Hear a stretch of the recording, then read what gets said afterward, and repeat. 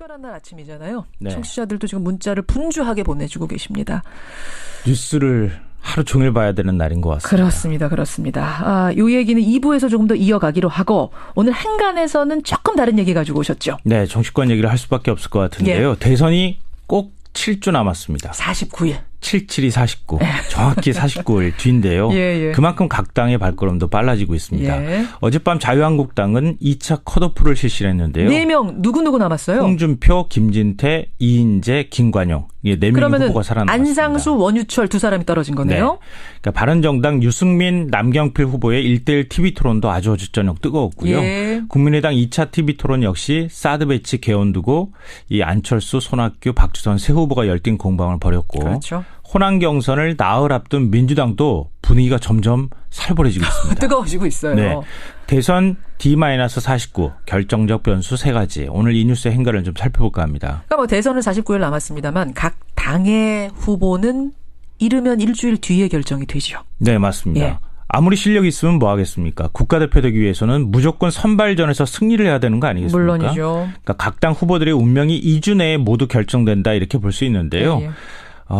바른정당은 3월 28일 일주일 뒤면 대선 후보가 결정납니다. 자유한국당은 3월 31일 딱 열흘 남았습니다. 민주당도 이르면 다음 달 3일 만약 결선 투표가 진행되면 8일 최종 확정됩니다. 4월 8일. 후보 선출일로 진통을 겪은 국민의당은 4월 4일 날짜를 이제 확정을 했습니다. 그래요? 2주 뒤 민주당과 거의 동시에 국민의당 후보가 결정된다 볼 수 있습니다. 그만큼 굉장히 지금 치열하고 아주 긴장되는 시간을 보내고 있다고 볼 수 있는 거죠. 대선 D-49일 결정적인 변수 3가지라고 하셨어요. 네. 첫 번째 뭔가요? 첫 번째 변수는 오늘 박근혜 전 대통령 검찰 수사입니다. 오늘 검찰 수사? 네.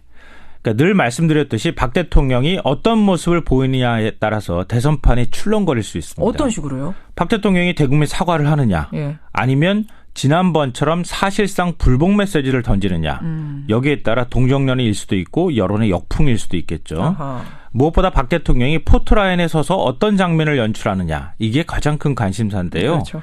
박 대통령이 만약 눈물을 흘렸다고 가정해 보세요. 동정론이 아닐래 아닐 수가 없겠죠. 콘크리트 지지층이 사실은 30%다 이런 얘기를 했었는데 그렇죠. 이번 탄핵 국면에서 많이 떨어져 나갔거든요. 그 사람들이 다시 결집할 가능성 뭐 이런 거 말씀하시는 그럴 거죠. 가능성은 충분히 있죠. 또 무표정한 얼굴로 나타나서 기자를 쫙 레이저로 쏘느냐. 이렇게 하면은 훨씬 더 큰 반발일 수 있겠죠. 역풍입니다. 이 박 대통령의 행동 하나, 말 한마디에 따라서 보수층이 더 강하게 결집할 가능성도 있고 역으로 전혀 반성하지 않는 메시지, 태도 보이면 정반대 보수층이 오히려 더 결집력이 약화되고 흩어질 가능성도 있습니다. 어찌됐든 잠시 뒤 9시 무렵 자택을 나서는 장면부터 서울중앙지검 청사 들어갈 때까지 박 대통령과 자유한국당이 운명이 결정날 수도 있다. 이렇게 보일 수 있는 거죠. 첫 번째 변수 오늘의 검찰 조사. 두 번째 변수 뭡니까? 두 번째 변수는 요즘 가장 뜨겁게 떠오른 변수 바로 호남입니다. 호남. 민주당 호남 경선 뜨거워요. 네. 여기서 승기를 잡는 후보가 대통령이 된다. 이런 말까지 지금 나오고 있는 상황인데요. 민주당은 지금 호남 표심이 가장 큰 변수로 작용 중에 있습니다. 이미. 특히 문재인 후보의 전두환 표창장 발언 그리고 오거돈 전 해수부 장관의 부산 대통령 발언이 이게 엄청난 지금 논란을 일으키고 있습니다. 그래요? 뭐 발언의 맥락을 보면 갈등을 부추기는 정치공세란 문재인 후보 측 주장이 저는 개인적으로 볼 때 설득력이 있어 보입니다. 그렇지만 때론 논리보다 감성이 앞서는 경우도 있거든요. 이 전두환 표창장 발언. 이게 전두환 표창장이 무슨 자랑이냐 이렇게 나오기 시작하면 호남 민심이 굉장히 좀 반발로 돌아설 가능성도 있습니다. 그러니까 지금 문재인 전 대표 측에서는 뭐 반란군의 우두머리라고 했던가요? 네, 뭐 이런 표현을 써가면서 들어갔어요. 나는 결코 이걸 자랑스럽게 얘기한 게 아니다라고 해명을 하고 있지만 그 앞부분은 떼어지고 전두환으로부터 표창장 받은 게 무슨 자랑이냐 이 부분만 지금 부각이 되면서 호남 민심이 좀 부글거리는 게 있다는 거예요. 그건 이제 문재인 후보 측 입장에서 억울하다 이렇게 생각할 수 있는데요. 피해자 입장으로 볼 때는 그걸 자랑하면서 그 말을 언급하는 게 적절했느냐. 전두환이라는 이름 자체가 우리한테는 트라우마다 뭐 이런 거군요. 그렇죠. 또 노무현 정부 때 부산 시민들이 왜 부산 정권으로 안 받아들이는지 이해가 안 된다 이렇게 말해서 이 부산 정권 발언이 굉장히 큰 논란이 됐고 이것 때문에 문 전 대표가 굉장히 큰 곤욕을 치렀거든요. 근데 부산 대통령 발언이 또 나왔다는 거예요. 그러니까 아직도 정신 못 차렸느냐. 이런 비문재인 즉 공세, 설전이 지금 굉장히 뜨거운 상황입니다. 그렇군요. 어쨌거나 문재인 후보가 5.18 어머니들에게 해명해야 하는 상황까지 간 건 분명한데요. 예. 호남 민심이 이 변수에 대해서 어떻게 반응하느냐 여기에 따라서 민주당 후보가 갈릴 수도 있는 상황입니다. 두 번째 변수 민주당의 경우 호남이 지금 중요한 변수다. 세 번째 변수는 뭡니까? 마지막 세 번째 변수는 후보의 비호감입니다. 호감도 말고 비호감도요? 네. 각 정당 후보들의 호감도 조사를 보면 비호감이 호감보다 훨씬 크다는 걸 알 수 있는데요. 그래요? 마치 지난 미국 대선을 보는 느낌이기도 합니다. 당시 트럼프와 힐러리 누가 더 좋은 후보냐 아니냐 이게 아니라 누가 덜 비호감 후보인지 선출하는 선거다. 이런 말 나왔거든요. 맞아요. 지금 우리 대선도 비슷한데요. 한국 갤럽 조사를 보면 홍준표 후보의 비호감도가 무려 81%입니다. 비호감도가 81%? 예. 그러니까 10명 중에 8명은 나 그 사람한테 비호감이요. 이렇게 얘기한 거예요? 맞아요. 유승민은 69, 안철수 심상정은 57, 그래요? 이재명은 53, 문재인은 딱 50, 안희정은 37% 순서입니다. 야, 아니 문재인 전 대표 같은 경우는 지지율 30%까지를 기록하고 있는데도 비호감도가 50, 안희정 37? 예. 그러니까 후보들이 지금 당장 해야 될 것은 비호감도를 끌어내리는 작업입니다. 예. 그런데 좀 거꾸로 가는 느낌인데요. 그러니까 후보들이 당장 지지율에 목매서 오히려 비호감을 지지율을 끌어올리는 걸로 악용하고 있다 이런 생각까지 듭니다. 그러니까 국민들이 이 비호감도를 끌어내기 위해서는 싫어하는 거 좀 그만하고 고치려고 하는 모습을 좀 보여줘야 좀 내려가지 않을까. 그 비호감도가 이번 대선의 변수가 될 수 있을 것 같습니다. 예, D-49일 대선의 변수. 사실은 세 가지 말고도 더 있는데 오늘은 일단 세 가지만 짚어보죠. 김성환 씨 수고하셨습니다. 네, 고맙습니다. 행간이었습니다. Y뉴스 가죠. Y뉴스에서는 좀 다른 얘기네요. 예, 홍준표 경남지사와 관련된 얘기입니다. 홍 지사의 지지율이 가파르게 상승하고 있죠. 예. 홍 지사의 지지율이 급상승하는 건 반기문 전 유엔 사무총장에 이어서 황교안 권한대행이 불출마를 선언하면서 강성 보수층이 갈 곳을 잃은 데다가 홍 지사의 노이즈 마케팅이 효과를 거두는 것이라는 분석이 나옵니다. 노이즈 마케팅? 예. 그래서 홍준표 경남지사는 왜 노이즈 마케팅에 몰두하나 이렇게 주제를 정해봤습니다. 홍 지사가 범보수 후보 1위로 올라선 게 노이즈 마케팅 영향이 크다고 보세요? 전문가들은 그렇게 평가합니다. 그래요? 자유한국당 후보들 중에 정치 이력이 가장 두드러지기도 하고 전국적인 인지도가 높지만 그보다는 지난 16일 이른바 송환종 리스트 사건 항소심 재판에서 무죄가 선고된 직후에 노이즈 마케팅을 이어간 효과가 크다는 분석입니다. 한두 번이 아니라 꾸준히 노이즈 마케팅을 했다는 거예요. 시사평론가인 유창선 박사는 일단 범보수 대표자가 됐으니 홍 지사로서는 성공한 것이다. 틈새 전략의 성공이다 이렇게 봤고요. 윤희영 오피니언 라이브 이론 분석 센터장도 자유한국당 다른 주자들이 대중성이 없었기 때문이기도 하지만 일단은 홍 지사의 노이즈 마케팅이 성공했다고 본다. 이렇게 분석했습니다. 자, 홍준표 지사가 노이즈 마케팅을 하는 이유가 뭘까? 사실은 막말을 해서 욕도 많이 먹잖아요. 그런 말, 그런 거친 말을 어떻게 막 하느냐. 그럼에도 불구하고 몰두하는 이유, 계속 이어가는 이유 뭡니까? 첫 번째는 홍 지사의 스타일입니다. 홍 지사의 행보를 보면 거침이 없습니다. 하고 싶은 말은 하는 정치인이죠. 그러다 보니 과한 말도 하게 되고 그래서 붙은 별명이 홍트럼프 또는 일베 홍준표라는 일베 홍준표. 홍 지사는 한나라당 대표 시절에도 막말 논란에 휩싸였고 경남지사 시절에도 여러 차례 막말 논란으로 홍역을 빚었습니다. 그렇죠. 두 번째는 노이즈 마케팅, 막말이 정치권에서는 일종의 블루오션으로 인식하고 있다는 겁니다. 노이즈 마케팅이 블루오션이라고요? 홍 지사는 그렇게 본다는 거죠. 홍 지사는 지난해 7월 25일 페이스북에 이런 글을 올린 적이 있습니다. 트럼프나 두테르테를 보고 한국 언론들은 막말을 일삼는 무책임한 정치인이라고 비난하고 있다. 그러나 이들의 공통점을 눈여겨보면 이들은 자기 나라가 처한 현재의 위기 상황과 대중의 불만을 소박한 대중의 언어로 표현하고 있을 뿐이다. 막말을 소박한 대중의 언어라고 인식하고 있군요. 홍 지사는. 그렇죠. 위선과 가식에 젖은 기존 정치인들의 언어와 다른 용어를 사용한다고 해서 막말, 품위 운운하는 것은 또 다른 위선에 불과하다. 그 위선이다. 그러니까 정치를 하면서 종종 막말 논란에 휩싸였던 홍 지사는 자신도 소박한 대중의 언어라고 말하고 싶은 거겠죠. 그래요. 김갑수 전 한국사회이론연구소 대표는 홍 지사로서는 트럼프를 보면서 막말이 블루오션이라고 인식했을 수도 있을 것이다. 결국 트럼프가 대통령 됐잖아요. 그거 보면서 막말이 효과가 있구나 이 생각을 했을 거라는 거예요. 세 번째는 뭡니까? 당연히 미래가 안 보이는 범보수의 구심 역할을 하려는 의도로 보입니다. 노이즈 마케팅을 통해서 구심점이 되려는 의도? 박근혜 전 대통령이 오늘 피의자로 출두하지 않습니까? 박근혜 이후 범보수권에서 리더가 보이지 않습니다.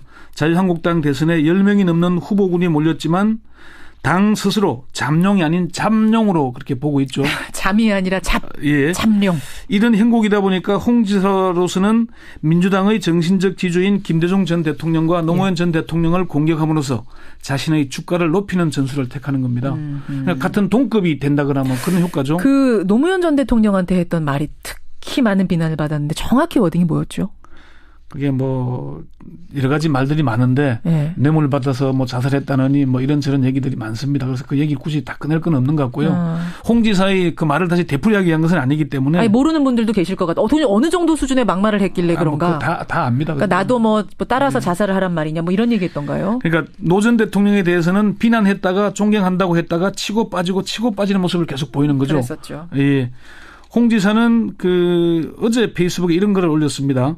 17일 리얼미터 대선 여론조사에서 12.5%의 지지율로 문재인 안희정 이어 3위로 의미 없는 지지율을 이제 갖게 되었다. 의미 있는 지지율을 이제 갖게 됐다는 자기의 효과 봤다 이런 얘기일 겁니다.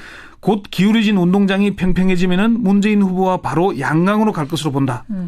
그러면서 우파 대결집으로 이번 대선을 좌파 2명, 중도 1명, 우파 1명의 구도로 국민들로부터 심판을 받도록 노력하겠다는 포부를 내비쳤거든요. 노이즈 마케팅이 우파 대결집을 위한 의도된 것임을 스스로 인정하는 모양새입니다. 그러네요. 그 네 번째는 대법원 판결을 의도한 것으로 보입니다. 아니 막말 노이즈 마케팅이 어떻게 대법원 판결하고 연결이 됩니까? 홍 지사는 18일 대선 출마를 선언하면서 성완종 리스트 사건으로 유죄를 선고받으면 자살을 검토하겠다 이런 얘기를 했죠. 조금 전에 말씀드렸던 홍 지사 얘기 잠시 한번 들어보시죠. 만약 0.1%도 그럴 가능성이 없지만 없는 사실을 갖고 또다시 뒤집어 씌우면 내 노무현 대통령처럼 자살을 검토하겠다. 됐습니까? 정말 논란을 많이 불러일으켰던 막말이에요. 그렇습니다. 홍 지사가 고 성완종 경남기업 회장에게 1억 원의 불법 정치 자금을 받은 혐의로 1심에서 징역 1년 6월에 실형이 선고됐지 않습니까? 항소심에서는 무죄가 선고됐는데 대법원 판결을 앞두고 있죠. 홍 지사가 대선에 출마하려는 의도는 대법원의 판결에 영향을 미치려는 의도가 없다고 하기는 어려울 겁니다. 또 저 발언이 대법원에 대한 노골적인 압박이기도 합니다. 대법원에 대한 압박? 대통령을 꿈꾸는 사람이 저런 얘기를 해도 될까요? 그러니까요. 그리고 생명 존중의 모습과는 거리가 먼 모습이죠. 그렇죠. 우리나라가 12년째 OECD 자살률 1위 아니겠습니까? 그러니까요. 그런데 자살이라는 말을 저렇게 쉽게 내뱉는 게 정말 정치적 리더가 될 수 있을까 하는. 사실은 방송에서도 자살이란 단어 자체를 저희가 쓰지 않으려고 노력을 합니다. 어떻게 하면 다른 표현이 가능할까라고 연구를 할 정도인 상황에서 대통령 후보라고 나온 사람이 저런 발언을 하는 걸 국민들은 용납할 것인가. 그러니까 자유한국당 대선 후보가 되면 대법원 판결을 쉽게 할 수 있겠습니까? 대선에서 낙선하더라도 범보수의 대표 주자가 될 텐데 그걸 노리는 거죠. 그렇군요. 다섯 번째는 대선 이후 내년 지방선거 등을 의도한 행보라는 분석입니다. 대선 이후의 상황이요? 본인도 꼭 반드시 당선된다고 자신하지는 않을 겁니다. 말은 그렇게 하지만. 지지율상 그렇죠. 어려운 일이죠. 그러니까 홍 지사의 행보 중 이해하기 어려운 대목이 있는데요. 자유한국당 후보로 선출되더라도 경남도지사 사퇴 시기를 후보 등록 마지막 날인 4월 9일로 선택해서 1년 3개월여가 남은 경남도지사 보궐선거를 치르지 않도록 하겠다는 겁니다. 홍 지사는 제가 사퇴하면 출사퇴가 나온다. 자치단체장 중에 보궐선거에 나오려고 사퇴하고 그 자리에 들어갈 사람이 또 사퇴하면 쓸데없는 선거 비용이 수백억 원이 든다고 말했습니다. 그러면 그런 걱정이 되면 본인이 대선 안 나가면 되잖아요. 그러니까요. 그런데 자신은 대선 출마를 위해서 도지사직에서 중도 사퇴하겠다면서 다른 후보군의 사퇴는 안 된다는 앞뒤가 안 맞는 말을 하고 있는 거죠. 그러면서 이런 얘기를 했습니다. 예선 탈락하면 집에 올 것이고 본선에 나가면 대한민국 전체를 경영해 볼 기회가 있다 이렇게 말했는데 경남도지사 자리가 자기 마음대로 하는 자리는 아니지 않습니까? 아니죠. 물론이죠. 그리고 보궐선거 여부는 중앙선관위나 여기서 하는 것이지 본인이 결정할 문제가 아닙니다. 예, 그래요. 그럼 예. 이 막말이 어떻게 의도된 전략적인 발언이라는 결론에 도달한 거군요. 지금 권영철 기자가 분석해보니. 그렇습니다. 낮은 지지율을 끌어오기 위한 전략적인 노이즈 마케팅인데 홍 지사의 발언을 보면은 아무런 의도 없이 마구 소리치는 것 같지만은 고도의 계산된 발언이라는 게 전문가들의 평가입니다. 그래요. 최창렬 용인대 교수는 홍 지사의 과도한 표현들은 전략적이고 계산되고 의도된 발언이다.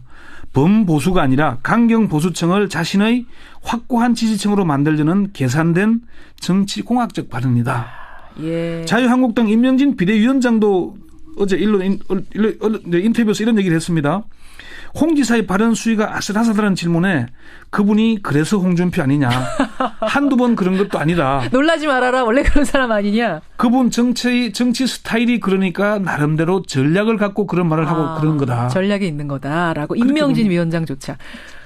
그러면은 저기 권영철 선임 기자. 네. 이런 노이즈 마케팅 막말이 진짜 대선 가도에 도움이 되는 거예요? 우선 인지도를 높이는 데는 큰 도움이 됐죠. 여기까지는 도움이 됐어요. 예, 이 정도까지는. 길게 보면은 결코 도움이 되지 않을 것이라는 게 전문가들의 진단입니다. 그렇죠. 홍 지사는 대선 후보 중에서 비호감도가 81%로 압도적인 1위를 차지했어요. 비호감도 1위. 예. 네. 그러니까 이게 확장성이 떨어진다는 얘기죠. 그렇죠. 홍 지사가 그래서 치고 빠지는 전략을 택하는 걸로 보입니다. 여러분은 어떻게 보십니까? 예, 권영철 선임 기자, Y뉴스 고맙습니다. 네. 이제 큰 논란이 됐고 이것 때문에 문 전 대표가 굉장히 큰 곤욕을 치렀거든요. 예. 근데 부산 대통령 발언이 또 나왔다는 거예요. 그러니까 아직도 정신 못 차렸느냐.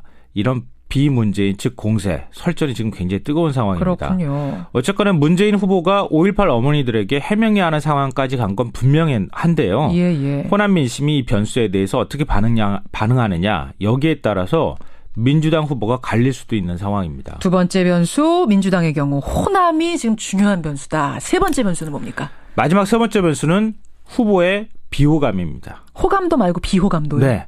각 정당 후보들의 호감도 조사를 보면 예. 비호감이 호감보다 훨씬 크다는 걸 알 수 있는데요. 그래요?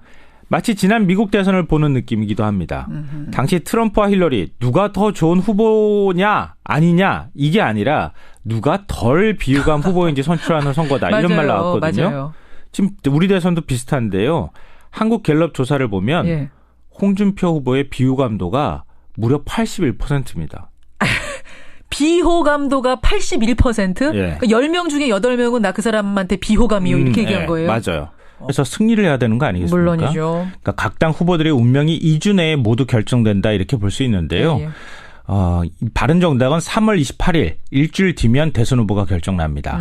자유한국당은 3월 31일 딱 열흘 남았습니다. 예. 민주당도 이르면 다음 달 3일 만약 결선 투표가 진행되면 8일 최종 확정됩니다. 4월 8일. 후보 선출일로 진통을 겪은 국민의당은 4월 4일 날짜를 이제 확정을 했습니다. 그래요? 2주 뒤 민주당과 거의 동시에 국민의당 후보가 결정된다 볼 수 있습니다. 예. 그만큼 굉장히 지금 치열하고 아주 긴장되는 시간을 보내고 있다고 볼 수 있는 거죠. 대선 D-49일 결정적인 변수 3가지라고 하셨어요. 네. 첫 번째 뭔가요? 첫 번째 변수는 오늘 박근혜 전 대통령 검찰 수사입니다. 오늘 검찰 수사? 네. 그러니까 늘 말씀드렸듯이 박 대통령이 어떤 모습을 보이느냐에 따라서 대선판이 출렁거릴 수 있습니다. 어떤 식으로요? 박 대통령이 대국민 사과를 하느냐 예. 아니면 지난번처럼 사실상 불복 메시지를 던지느냐 여기에 따라 동정론일 수도 있고 여론의 역풍일 수도 있겠죠. 아하. 무엇보다 박 대통령이 포토라인에 서서 어떤 장면을 변수로 작용 중에 있습니다. 이미. 특히 문재인 후보의 전두환 표창장 발언 그리고 오거돈 전 해수부 장관의 부산 대통령 발언이 이게 엄청난 지금 논란을 일으키고 있습니다. 그래요? 뭐 발언의 맥락을 보면 예. 갈등을 부추기는 정치 공세란 문재인 후보 측 주장이 저는 개인적으로 볼 때 설득력이 있어 보입니다. 그렇지만 때론 논리보다 감성이 앞서는 경우도 있거든요. 예. 이 전두환 표창장 발언. 이게 전두환 표창장이 무슨 자랑이냐 이렇게 나오기 시작하면 호남 민심이 굉장히 좀 반발로 돌아설 가능성도 있습니다. 그러니까 지금 문재인 전 대표 측에서는 뭐 반란군의 우두머리라고 했던가요? 네, 뭐 이런 표현을 써가면서 들어갔어요. 나는 결코 이걸 자랑스럽게 얘기한 게 아니다라고 해명을 하고 있지만 네. 그 앞부분은 떼어지고 전두환으로부터 표창장 받은 게 무슨 자랑이냐 이 부분만 지금 부각이 되면서 호남 민심이 좀 부글거리는 게 있다는 거예요. 그건 이제 문재인 후보 측 입장에서 억울하다 이렇게 생각할 수 있는데요. 예. 피해자 입장으로 볼 때는 그걸 자랑하면서 그 말을 언급하는 게 적절했느냐. 전두환이라는 이름 자체가 거죠. 우리한테는 트라우마다 뭐 이런 거고요. 예, 그렇죠. 또 노무현 정부 때 부산 시민들이 왜 부산 정권으로 안 받아들이는지 이해가 안 된다 이렇게 말해서 이 부산 정권 발언이 괜히 연출하느냐. 이게 가장 큰 관심사인데요. 그렇죠. 박 대통령이 만약 눈물을 흘렸다고 가정해 보세요. 동정론이 아닐래 아닐 수가 없겠죠. 콘크리트 지지층이 사실은 30%다 이런 얘기를 했었는데 네, 그렇죠. 이번 탄핵 국면에서 많이 떨어져 나갔거든요. 네. 그 사람들이 다시 결집할 가능성 뭐 이런 거 말씀하시는 그럴 거죠. 가능성은 충분히 있죠. 예. 또 무표정한 얼굴로 나타나서 기자를 쫙 레이저로 쏘드냐.